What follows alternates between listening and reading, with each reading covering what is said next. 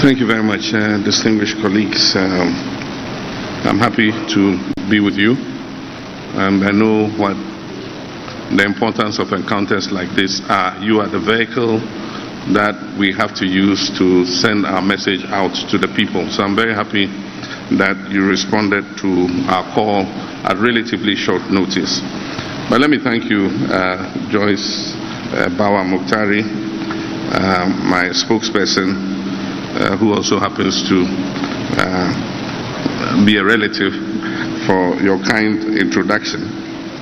And I say good evening to you, all my colleagues in the field of media and communications, and to you, the millions watching and listening from across our country and the world at large. We are at a crucial moment in our nation's history, with 153 days to the next presidential and parliamentary elections. 2 years ago in 2022, right here in this same auditorium, in my prophetic address to the nation, I submitted to the government and to all Ghanaians that Ghana was at a crossroads. That speech has been called the crossroads speech. Unfortunately, the government refused to listen to that altruistic conversation and the raft of viable and innovative policy proposals that I offered to them that evening. 2 years on, our country is in the worst state. In between the period, I have been having a series of innovative conversations with you, conversations that do not talk down or talk at Ghanaians, truthful and honest, continuous conversation that admit that our nation is in peril. Because Ghanaians have victory in our DNA, I know that despite these perils, we can overcome our difficulties. Let me thank you for your presence this evening for my first major media encounter ahead of the December 2024 elections. In addition to my digital conversations, I intend to have a number of such media engagements, not only in Accra but in other parts of the country. As I have done when I was president, I passionately believe in transparency and accountability and engagements with the fourth estate of the Rim. These have always been an effective way to reach our citizenry. And this is why I'm happy today to be with you again to sustain the conversations about our dear nation, Ghana. And do not worry, the media encounters and my virtual engagements will not deny you the opportunity to catch me for one-on-one interviews, either in your studios or whenever we meet at events. Ladies and gentlemen, this is the time for change.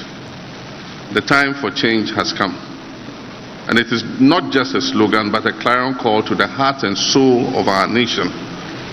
This is the time for change because of the urgent need for a transformative shift in the way we govern, the way we create jobs, the way we live, the way we provide social services, including health and education, and the way we envision the future of our dear country, Ghana. After almost 8 years under the deplorable leadership of the Akufo-Addo and Bawumia administration, we have seen our country sink into a serious economic abyss. The current economic mess sums up the verdict on this NPP administration. The harsh reality is that for most citizens, the piteous journey over the period has been a very bitter experience of economic and social deprivation. The unprecedented levels of poverty, unemployment, deterioration in our people's livelihoods, and social inequity have exposed the dubious strategy of hiding incompetence under sloganeering. It confirms without hesitation that the disruptive and hasty experimentation with the lives of the Ghanaian people was underpinned by a naive exuberance, arrogance, and indeed selfishness. And I'm referring to the economic challenges that have shattered the dreams of our youth and the aspirations of the vulnerable in our society. No one has been spared, not children, not adults, including the middle class and the elderly have all been hit very hard. And I dare say, even you, the media, have not been spared.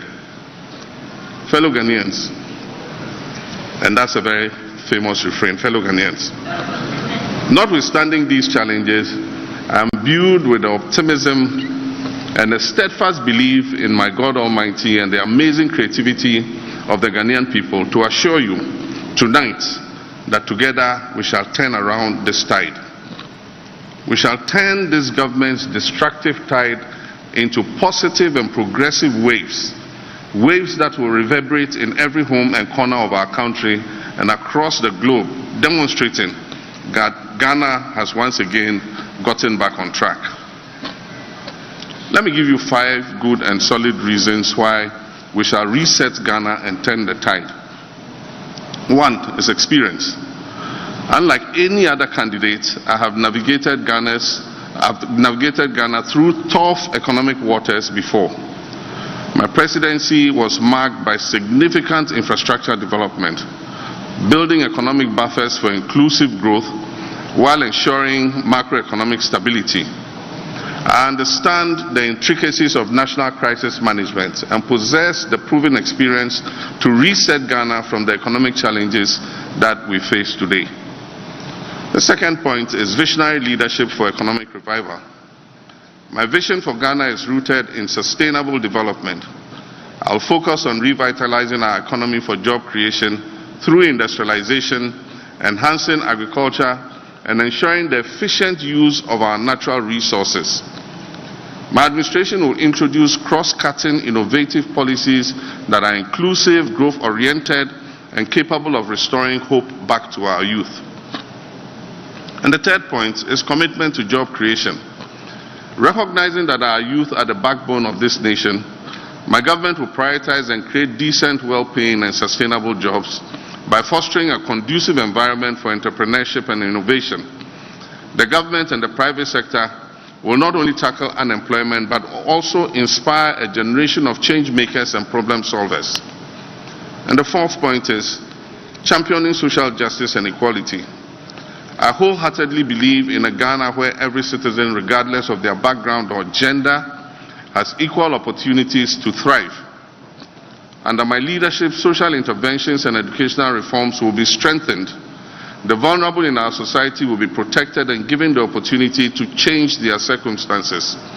And let me add that gender equality will be a cardinal feature of the Mahama, Jenano, Opoku-Agyeman Flagstaff House. Would lead an administration that promotes gender inclusivity in every government policy. And that is why we propose to establish a National Women's Bank to empower women to close the gender gap financially. 1 million women will benefit from the Women's Bank to finance their small and medium-scale businesses. And the fifth point is a call to national unity. Ghana's strength lies in its diversity. The polarization and partisan politics that have characterized the current administration's tenure should have no place in Ghana. As President, I'll foster a spirit of national cohesion, encouraging all Ghanaians to contribute towards nation building regardless of their political, religious, or ethnic affiliation. To the youth of Ghana, I say, I understand your frustration and your disillusionment. Many of you are feeling very frustrated. I can relate to the recent cynicism and massive mistrust you have in our body politics because the current government has been undeserving of your trust. The challenges of today might seem insurmountable, but I urge you to look beyond the present and dream with me of a reset Ghana. The Ghana we all want, where your talents and hard work will determine your success. I promise a Ghana where you are not sidelined, but at the forefront of change, where you can live happy lives and still achieve your optimum potential. Just a